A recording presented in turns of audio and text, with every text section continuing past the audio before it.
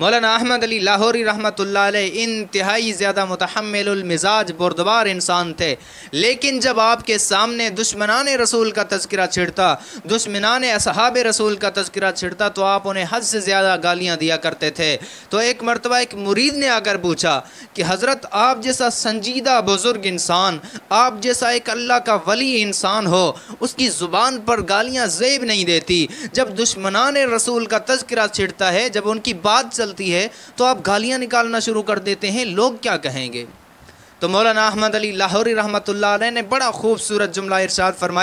فرمایا کہ کسی سے محبت کا تقاضا یہ ہے کہ اس کے دشمن سے، اس کے نفرت کرنے والوں سے، اس کے گستاخ سے عداوت ہونی چاہیے۔ جتنی زیادہ محبت ہے اتنی زیادہ عداوت ہونی چاہیے۔ تو مجھے اصحاب رسول سے محبت ہے، اصحاب رسول میری محبت کا حصہ ہیں، میرے ایمان کا جز ہیں۔ تو جس طرح مجھے اصحاب رسول سے محبت ہے، اسی طرح اصحاب رسول کے گستاخوں سے نفرت ہے، اصحاب رسول کے دشمنوں سے نفرت ہے، حتیٰ کہ مجھے اتنی نفرت ہے کہ میں اصحاب رسول کے دشمنوں کی عورتوں کے بازار میں کپڑے اتارنا ثواب سمجھتا ہوں۔